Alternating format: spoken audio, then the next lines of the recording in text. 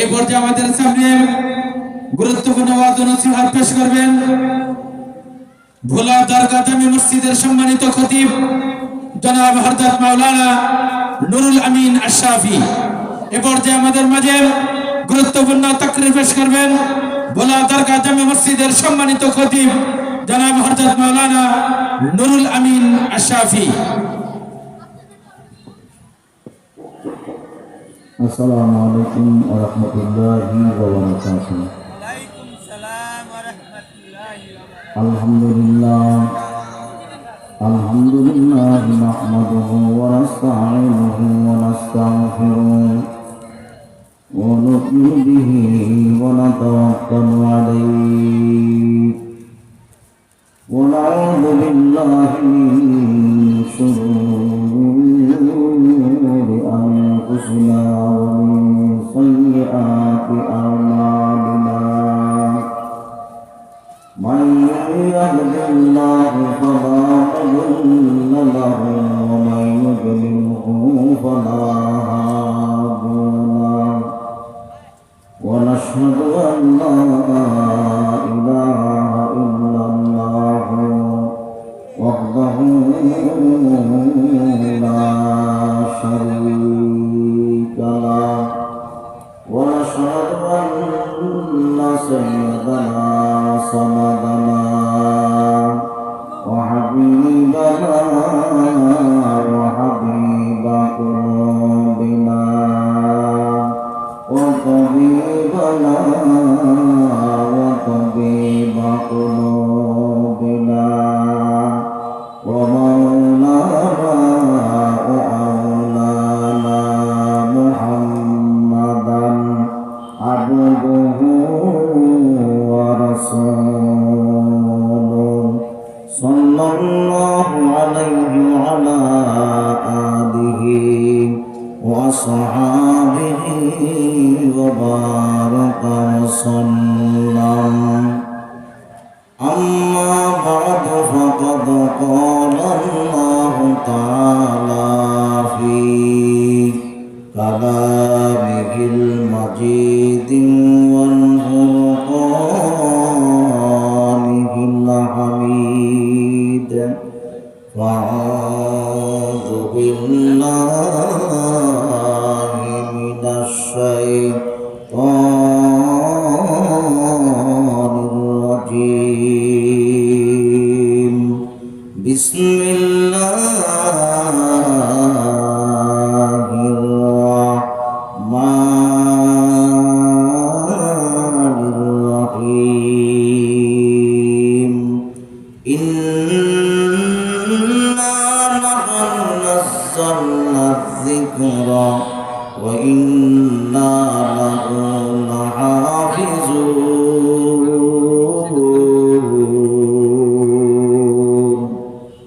قال رسول الله صلى الله عليه وسلم من تشبه بقوم فهو منهم أو كما قال النبي عليه الصلاة والسلام. حقیقت سے تو دنیا بے خبر ہے، حقیقت سے تو دنیا بے خبر ہے، دنیا کی نمائش پر نظر ہے. اولیاء کار عقبہ اختیار، جاہلارا کار دنیا اختیار. یا الہی تو میرا معبود ہے، یا الہی تو میرا معشوق ہے. درود ابراہیمی ہو گئی. اللہم صلی علی محمد وعلی آل محمد كما صليت على إبراهيم وعلى آل إبراهيم إنك حميد مجيد. اللهم بارك على محمد وعلى آل محمد كما باركت على إبراهيم وعلى آل إبراهيم إنك حميد مجيد بلغ العلا بكماله كشف الدجى بجماله حسنت جميع خصاله صلوا عليه وآله نهيد جهام مثال محمد جمال خدا ہے کمال محمد بلغ العلا بکمالہ کشف الدجى بجمالہ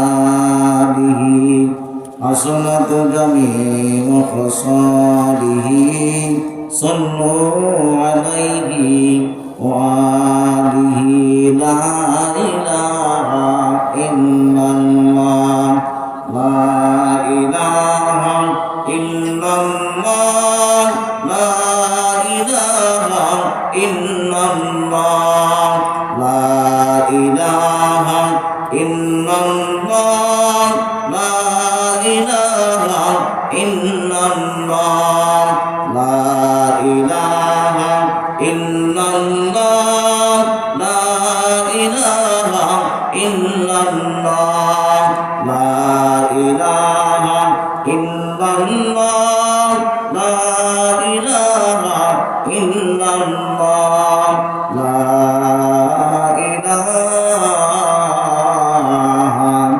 إلا الله محمد رسول الله صلى الله عليه وسلم আলহামদুলিল্লাহ দ্বীপ জেলা ভোলার ঐতিহ্যবাহী সরকারি স্কুল ময়দানে ভোলা জেলা তাফসীর পরিষদের উদ্যোগে অষ্টম বার্ষিক 3 দিন ব্যাপী ঐতিহাসিক তাফসীর ও মাহফিলের আজকে প্রথম দিনের সম্মানিত সভাপতি যেখানে উলামায়ে কেরাম আইম্মায়ে মাসাজিদে খুতাবায়ে মাসাজিদ তলেবে রুবিয়া মঞ্চে উপবিষ্ট ভোলার মানুষের হৃদয়ের স্পন্দন ভোলা সহ সারা বাংলার মানুষের হৃদয়ের স্পন্দন বিশিষ্ট ইসলামিক চিন্তাবিদ মুফাসসির কোরআন বাতের আতঙ্ক বহু গ্রন্থ প্রণেতা লেখক ও গবেষক জনাব আলহাজ হযরত মাওলানা মুফতি ইয়াসির নবীপুরী দাওয়াত বারাকাতুল আলিয়া বারাকাল্লাহু ফি হায়াতি হায়াতান তাইয়্যিবান মুবারাকান ফি মহান আল্লাহ রাব্বুল আলামিনের দরবারে লাখো কোটি সুজুদ ও লাখো কোটি শুকরিয়া যে মহান আল্লাহ পাক আপনাকে আমাকে অতি দয়া করে মায়া করে মহব্বত করে জান্নাতের বাগানের মধ্যে আসার মতো বসার মতো তৌফিক দান করেছেন। এই জন্য আমরা সেই মহান সত্তার দরবারে শুকরিয়া জ্ঞাপন করছি আলহামদুলিল্লাহ। বর্ষে মাহি রাস্তে বরকত চিরে নিস বর্ষে মাহি রাস্তে বরকত চিরে নিস তোমাকে হর মুর্গে কে আঞ্জিরে নিস। প্রত্যেক মানুষের কপালে ভালো কথা শ্রবণ করা, কোরআন হাদিসের কথা শ্রবণ করা ভাগ্যে ঝোটে না। জোরে কোন কথা ঠিক না বেটে? যেই রূপ প্রত্যেক মরদেই আঞ্জির একটা নামক ফল আছে, এই ফলটা খাইতে চায়। প্রত্যেক মরগে আঞ্জির ফল যেরকম খাইতে পারে না, ভাগ্যে ঝোটে না, তদ্রুপ কোরআন হাদিসের মাহফিলে আসা সকল মানুষের ভাগ্যে ঝোটে না। আল্লাহ তাআলা যাকে মহব্বত করেন, ভালোবাসেন, তাকেই আল্লাহ তাআলা কোরআনের মাহফিলের জন্য কবুল করেন, ইসলামের জন্য কবুল করেন, জান্নাতের বাগানে আসার জন্য আল্লাহ তাআলা কবুল করেন। আল্লাহ আমাদেরকে অতি দয়া করে মায়া করে মহব্বত করেন, জান্নাতের বাগানের মধ্যে আসার জন্য কবুল করেছেন। এই জন্য আমরা সেই মহান সত্তার দরবারে অন্তরের অন্তঃস্থল থেকে শুকরিয়া জানাই আরো জোরে আলহামদুলিল্লাহ। প্রত্যেক নেক আমল কবুল হওয়ার জন্য তিনটা শর্ত। বলেন কয়টা শর্ত? তিনটা শর্ত। প্রত্যেক নেক আমল আল্লাহর দরবারে গ্রহণযোগ্য হওয়ার জন্য, আল্লাহর দরবারে কবুল হওয়ার জন্য তিনটা শর্ত। এক নম্বর শর্ত ঈমান, দুই নম্বর শর্ত ইখলাস, তিন নম্বর শর্ত হচ্ছে এলেম থাকা। এক নম্বর শর্ত ঈমানওয়ালা হওয়া, দুই নম্বর শর্ত হচ্ছে ইখলাস থাকা, তিন নম্বর শর্ত হচ্ছে এলেম থাকা। ঈমানের স্তর ভিত্তি দুই জিনিসের। এক নম্বর লা ইলাহা ইল্লাল্লাহু মুহাম্মাদুর রাসূলুল্লাহ, দুই নম্বরে তাকওয়া, ওয়ালিমান খাফা মাকামা রাব্বিহি ওয়া নাহান নাফসা আনিল হাওয়া ফাইন্নাল জান্নাতা হিয়াল মাওয়া। ইয়া আইয়ুহাল্লাযীনা আমানুত্তাকুল্লাহ ওয়া কুনু মা'আস সাদিকিন। এই কালামে জিন্দা কুরআনে হাকীম হিকমতে লা ইয়াজালাস্তু কাদীম। নবী গোয়াম কে আজ দুনিয়া তুদাবাস বাহার হালে তুই খোদা নেগাবান। আমল আল্লাহর দরবারে কবুল হওয়ার জন্য তিনটা শর্ত। এক নম্বরে ঈমান থাকা। আমার ব্যক্তিগত জীবন থেকে শুরু করে পারিবারিক জীবন, সামাজিক জীবন, রাজনৈতিক জীবন থেকে আন্তর্জাতিক জীবন পর্যন্ত প্রত্যেক জায়গাতে আমি আল্লাহকে মানা। রিজিকের মালিক আমার আল্লাহ, হায়াতের মালিক আমার আল্লাহ, মৌতের মালিক আমার আল্লাহ, চাকরির মালিক আমার আল্লাহ, আমার বাসার মালিক আমার আল্লাহ, জমির মালিক আমার আল্লাহ, আমার ক্ষেতের মালিক আমার আল্লাহ, খাবারের মালিক আমার আল্লাহ, আমার ছেলে সন্তান বিবির মালিক আমার আল্লাহ। এখন কথা ঠিক না বেঠি? ঈমান থাকা। ঈমান না থাকলে ও আমল আল্লাহর দরবারে গ্রহণযোগ্য নয়। বায়ান আমার দুই নম্বর শর্ত হচ্ছে ইখলাস থাকা। قال رسول الله صلى الله عليه وسلم إنما الأعمال بالنيات أخلص دينك يكفيك العمل القليل أو كما قال النبي عليه الصلاة والسلام। আমি যাহা কিছুই করব একমাত্র আল্লাহর জন্য করব। জোরে বলেন কার জন্য করব? আমি যা কিছুই করব, নামাজ পড়ব আল্লাহর জন্য করব, হজ করব আমি আল্লাহর জন্য করব, যাকাত দিব আমি আল্লাহর জন্য দিব, আমি দান সদকা করব আল্লাহর জন্য করব। ইখলাস না থাকলে আল্লাহর দরবারে কোনো আমলের বান্দার কোনো গ্রহণযোগ্য নাই। এক বুড়ো আল্লাহর বান্দা, বুড়ো আল্লাহর বান্দা রাস্তায় দাঁড়ায় কাঁদে, বাতাস সরগর বাতাস, বুড়া বান্দা ডাক দেখে বাতাস, যাইতে যাইতে কোন পর্যন্ত যাও আমি জানি না। ওই একটি কথা তোমাকে আমি বলি, শুনো, তোমরা বাতাস যাইতে যাইতে যদি নবীর রওজা পর্যন্ত যাও, আমার নবীর একটু বইল, ও পয়গম্বর আপনার এক আশিক বান্দা অমুক রাষ্ট্রের ভিতরে রাস্তার ধারে ধারে আপনার জন্য কান্দে, আপনার এক নজর দেখার জন্য। বাতাস যাইতে যাইতে নবীর রওজার সামনে গিয়ে হাজির। বাতাস যাইয়া বলে, পয়গম্বর আপনার এক পাগল বন্ধু আশিক বন্ধু অমুক রাষ্ট্রে আপনার জন্য কান্দে, আপনাকে দেখতে মন চায়। হঠাৎ করে কে যেন আওয়াজ দিয়ে বলে, আল্লাহর বান্দা চক্ষু বন্ধ কর। আল্লাহর পুরো বান্দা চক্ষু বন্ধ করলো, বলে চল চক্ষু খুলিও না। আল্লাহর বান্দা চক্ষু খুলে নাই, আবার একটু পরে বললো যে চক্ষু খোলো। চক্ষু খোলার পর থেকে আল্লাহর পুরো বান্দা নবীর রওজার সামনে জোরে কোন সুবহানাল্লাহ। आशिकों का क्या मजा है माशिकों से पूछियो, आशिकों का क्या मजा है माशिकों से पूछियो, शाखे गुल में क्या मजा है बुलबुली से पूछियो, गुने खुशबू में तो हम्मा में रुसी दस दस्त महबूबे बदस्ताम बगुफ्तामान गुले राजी से बूताम ولكن مدته بارul nashastam bodo guftam ke mishkiya bori ইয়াজমুয়াদনা বিজাতু মুস্তাম। বাইরা আমার, আল্লাহর দরবারে আমল কবুল হওয়ার জন্য 3 নম্বর শর্ত হলো ইলম। ইলম যার নাই আর আমল আল্লাহর দরবারে গ্রহণযোগ্য হয় না। কোরআনের ইলম নাই, হাদিসের ইলম নাই, মনে চাইলেই কথা বলে, কোরআনের জ্ঞান নাই, হাদিসের জ্ঞান নাই, যার মধ্যে আল্লাহর কালামের জ্ঞান নাই, ইসলামের জ্ঞান যার মধ্যে নাই, শরীয়তের জ্ঞান যার মধ্যে নাই, মনে যা আছে তাই বলতে পারে, জোরের কথা ঠিক না ঠিক? রাজনীতি আলোচনা না ব্যক্তিগত আলোচনা। মির্জা ফখরুল ইসলাম আলমগীর সাহেব বলছেন, ধর্মের সাথে আর কোরআনের সাথে কোনো সম্পর্ক নেই, ধর্মের সাথে আর রাজনীতির সাথে কোনো সম্পর্ক নেই। জোরে কোন নাউজুবিল্লাহ। অথচ পুরো 30 পড়া কোরআনই রাজনীতি। জোরে কোন কথা ঠিক না ঠিক?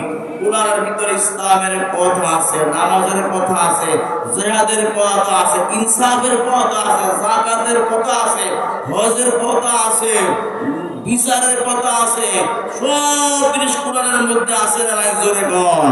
কারণ তার মির্জা ফখরুল ইসলাম আলমগীর সাহেবের কোরআনের ইলম নাই বিদায়ী এই কথা সে বলতে পেরেছেন যে ধর্মের সাথে আর রাজনীতি কোনো সম্পর্ক নেই। এটা নাস্তিকতা কথা, এটা কোনো এলিমওয়ালা ইসলাম মুসলমানের কথা হতে পারে না। জোরে কথা ঠিক না ঠিক? নাবাশাতুল মউতে হালাকে আম্বিয়ারা, নাবাশাতুল মউতে হালাকে আম্বিয়ারা, নারিয়ে আসফিয়া ওয়া তাবিয়ারা। এই পৃথিবীতে কত শক্তিশালী মানুষ ছিল, ক্ষমতাওয়ালাশীল মানুষ ছিল কিনা? জোরে কোন। আজ তারা নাই। কত স্বৈরাচার ছিল, হ্যাঁ, সাদ্দাত, নমরুদ, ফেরাউন, হামান, কারুন, কত স্বৈরাচারী মানুষ ছিল। আজ তাদের কবরে তুলব। জোরে না জোরে কোন কথা ঠিক না বেঠিক? সাদ্দাত কত বড় শক্তিশালী। সাদ্দাত কেসে? সাদ্দাত আল্লাহর জান্নাতে যাবে না, সাদ্দাত তার জান্নাতে যাবে। দুনিয়ার লক্ষ লক্ষ বিলিয়ন বিলিয়ন টাকা খরচ করে জান্নাত করে তৈরি করলেন। দুনিয়ার সুন্দরী সুন্দরী বেশ্যা নারীদেরকে দিয়া সাদ্দাত জান্নাতের হুইলে কেমন বানাইলেন। জান্নাত সাদ্দাত জান্নাতের দিকে রওনা। বুড়া আল্লাহর বান্দা সাদ্দাতের সামনে হাজির। সাদ্দাত দ্বারা কথা শোনো। সাদ্দাত বলে আমার সময় নাই। সাদ্দাত ভাবনা চলে সামনের দিকে আগায়। বুড়া আল্লাহর বান্দা সাদ্দাতের সামনের দিকে আগায়, সামনে সামনে যায়। সাদ্দাত যখন তার জান্নাতের গেইটে গিয়া এক পাও জান্নাতের মধ্যে আরেক পাও তার বাহনে, বুড়া আল্লাহর বান্দা সাদ্দাতের সামনে দাঁড়িয়ে বলে, সাদ্দাত দাঁড়াও, আমি আজরাইল। অন্ধকারের পথের মাঝে চলছো বায়ু একা, মনের মাঝে ফেলছে তোমার কত আঁকা বাঁকা।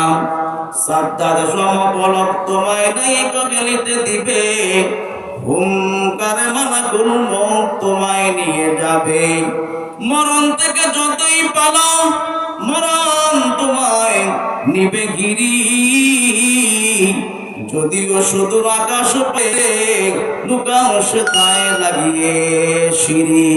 নদী পথে নৌকা চলেও ও মাঝি ভাই, বেলা ডুবার আগে আমি ওপার উঠতে চাই।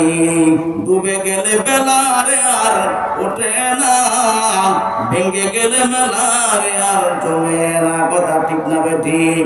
আর নহে কাল তুমি যাইবা কবরে, যাওয়ার সময় দেখবে যে গো তোমার সবই রইল পরে। যাওয়ার সময় যে দেখবে গো আজ নয় কাল তুমি যাইবা কবরে। যাওয়ার সময় দেখবে যে গো তোমার সবই রইল পরে। হায় হায় তোমার সবই রইল পরে। যাওয়ার সময় দেখবে যে গো। বাবা গেল, দাদা গেল, এগুলো না ফিরে, সবারই যাইতে হবে গো ভাইজান অন্ধকার কবরে। সবারই যাইতে হবে গো। দাদা গেল, বাবা গেল, কেউ এল না ফিরে, সবারই যাইতে হবে গো ভাইজান অন্ধকার কবরে। সবারই যাইতে হবে গো। আজ নয় কাল তুমি যাইবা কবরে। যাওয়ার সময় দেখবে যে গো তোমার তোমার সবই রইল পরে যাওয়ার সময় দেখবে গো কথা ঠিক না ঠিক আল্লাহ বলে ওরিমান বাবা মাকামা রাব্বিহি ওয়া নাহান নাফসানিল হাওয়া ভাইরা আমার ইখলাসের ভিত্তি দুইটা একটা হলো কালিমা লা ইলাহা ইল্লাল্লাহু মুহাম্মাদুর রাসূলুল্লাহ দুই নম্বরে তাকওয়া আল্লাহকে ভয় করা আল্লাহর ভয় যার অন্তরের মধ্যে নাই ভাইরা আমার সে জিনা করতে পারে মদ পান করতে পারে গাঁজা খাইতে পারে অশ্লীল কাজ করতে পারে সিনেমা খাইতে পারে ঘুষ খাইতে পারে সুদ খাইতে পারে মানুষকে হত্যা করতে পারে যদি বলে কথা ঠিক না ঠিক এই জন্য যার মধ্যে তাকওয়া নাই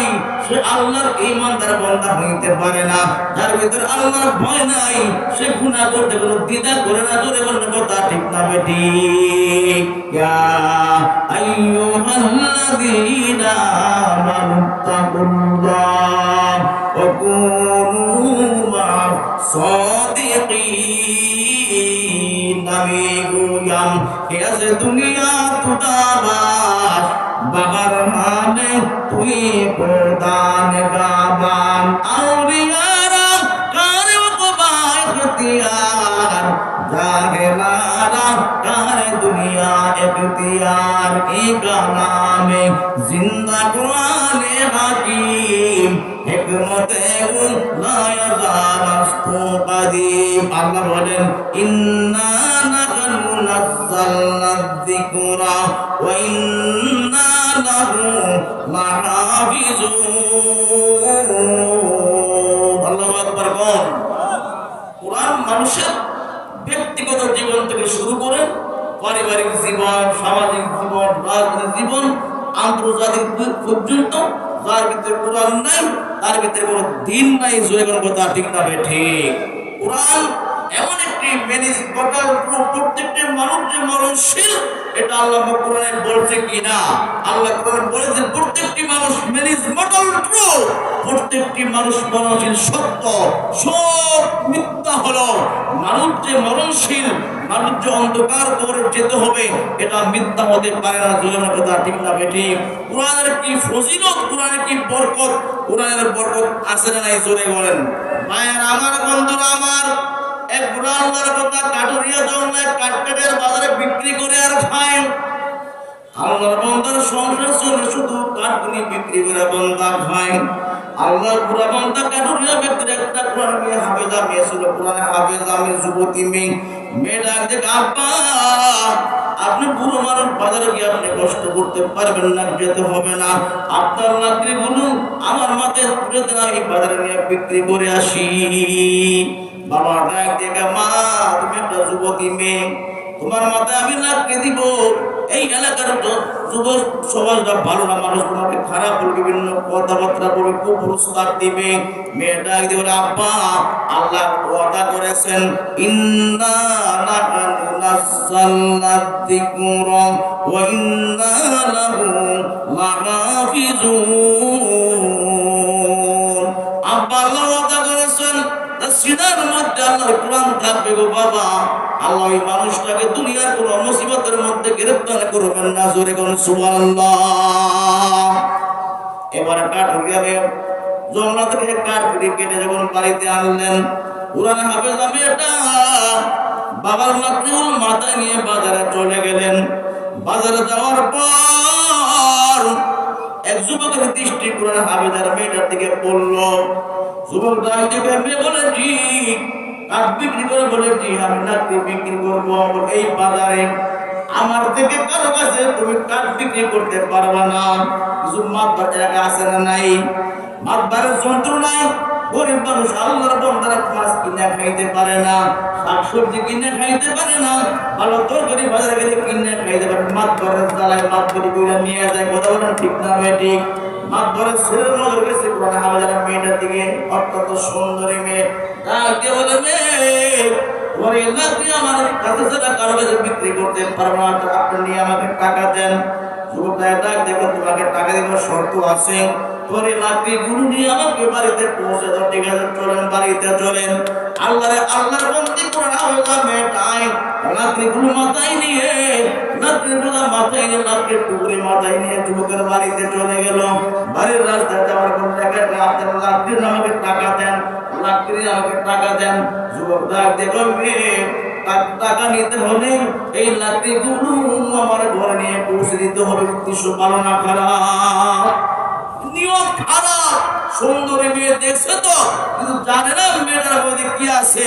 শিল্লি খাইলি মোল্লা চিল্লি না, জোরে বলে কথা ঠিক না বেটি। ওলামায়ে কেরাম দেখলে চুলকায় চুলকায়। এই ওলামায়ে কেরাম বাংলাদেশের রাষ্ট্রপতি হবে, বাংলাদেশের সংসদ সদস্য হবে। জোরে বলে কথা ঠিক না বেটি। ওই দিন বেশি দূরে নয়, যেই দিন ওলামায়ে কেরাম তাদেরকে দেখলে নাস্তিকদের চুলকানি ভারে। এই ওলামায়ে কেরাম বাংলাদেশ পরিচালনা করবে, সংসদ সদস্য হবে, মন্ত্রী হবে, স্বরাষ্ট্রমন্ত্রী হবে। স্বৈরাচার স্বরাষ্ট্র হবে না, ইসলামী স্বরাষ্ট্র হবে। জোরে বলে কথা ঠিক না বেঠে। ওলামায়ে কেরাম দেখতে চুলকালে চলবে না, এদেরকে সালাম দাও, একটু সম্মান করো, না হয় বেঈমান হয়ে কবরে যাওয়া। জোরে বলে কথা ঠিক না বেঠে।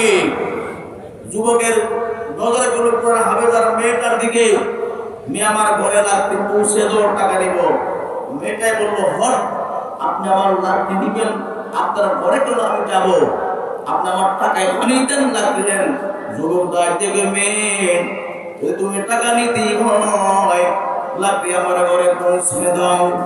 এবার কোরআন হাফেজ মেয়েটা দেখে, আল্লাহ তুমি তো ওয়াদা করো তার সিনের মধ্যে তোমার কোরআন থাকবে, ওই মানুষটাকে তুমি দুনিয়ার কোন মুসিবতের মধ্যে গ্রেফতার করবে না। আল্লাহ, এই যুবকটার উদ্দেশ্য ভালো না আমি বুঝতে পেরেছি। আল্লাহ দয়া করে মায়া করে মেহেরবানি করে এই যুবকটার কবল থেকে আল্লাহ তুমি আমাকে রক্ষা করে দাও। জোরে বলুন সুবহানাল্লাহ।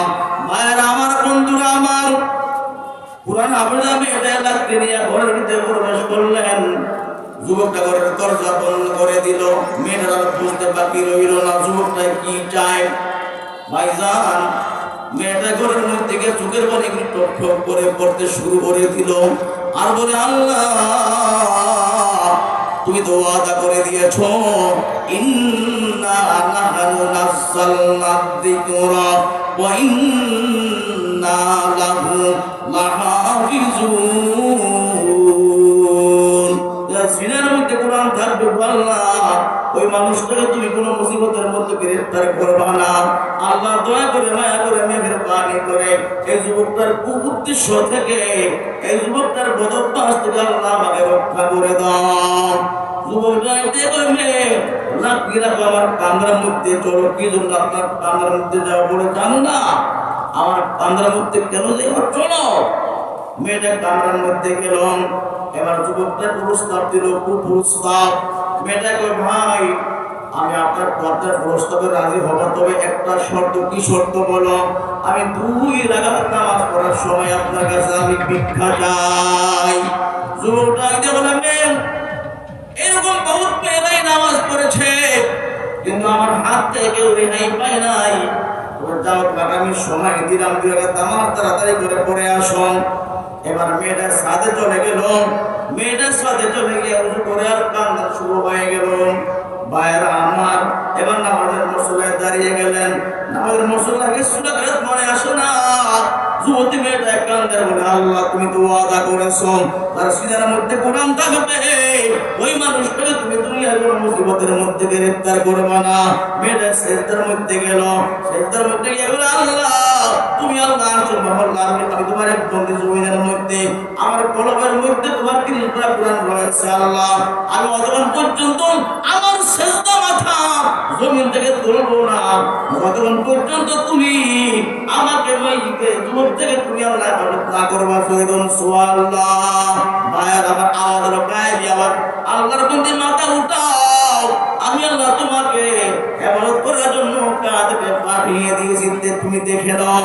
মেয়েটার মাথা তুললো, ডাইন দিকে তাকিয়ে একটা যুবক মাথার মধ্যে পাগড়ি, হাতের মধ্যে লাঠি। বাম দিকে তাকাইয়া দেখে একটা যুবক আল্লাহর বান্দা, মাথার মধ্যে পাগড়ি, হাতের মধ্যে লাঠি। ডাইন দিকের যুবকটা দেখে, মা আমি দুনিয়ার কোনো যেমন ধর মানুষ ধরবো না, আমি হলাম পয়গম্বর রাসূলুল্লাহ সাল্লাল্লাহু আলাইহি ওয়াসাল্লাম ওই কলমের মধ্যে 30 পারা কোরআন থাকার কারণে আল্লাহ আমাকে মদিনা থেকে পাঠিয়ে দিয়েছেন তোমাকে এই যুবককে হেফাজত করার জন্য। জোরে বলুন সুবহানাল্লাহ। বাম দিকে যুবকটা ডাকতে মা, আমি দুনিয়ার কোনো মানুষ নয় মা, আমি আল্লাহর এক নম্বর নির্দিষ্ট ফেরেশতা জিবরাইল ফেরেশতা। আল্লাহ আমাকে পাঠিয়ে দিয়েছে তোমাকে এই যুবক থেকে রক্ষা করার জন্য। মা তুমি আমার ইবনে ফাঁকের ভিতরে হাত দাও, আমি তোমাকে তোমার বাড়িতে নিয়ে পৌঁছে দিব। কোরআন হাফেজা মেয়েটাই ওই জিবরাইল পয়গম্বরের ফাঁকে হাত দিলেন, মুহূর্তের মধ্যে আল্লাহ তার বাড়িতে নিয়ে পৌঁছে দিলেন। ধরে বলুন সুবহানাল্লাহ। কোরআনের মুজিজা। এই জন্য কোরআনের বিরুদ্ধে কেউ অবস্থান নিলে তাদের রক্ষা বাংলার জমিনে হবে না। ইসলামী ইসলাম এবং স্বাধীনতা যদি কেউ আবার বানিয়ে গিলে ফেলতে চায়, তাদের এই কথা জানা নাই ইসলামী আন্দোলন বাংলাদেশ তাদের গলার নেতাও হয়ে দাঁড়াবে, নেতাও হয়ে দাঁড়াবে। আল্লাহ আমাদের সকলকে কোরআনের পক্ষে, উলামায়ে কেরামের পক্ষে থাকার তৌফিক দান করেন। সকলে আল্লাহুম্মা আমিন। ওয়া আখির দাওয়ানা আলহামদুলিল্লাহি রাব্বিল আলামিন। আসসালামু আলাইকুম ওয়া রাহমাতুল্লাহি ওয়া বারাকাতুহু।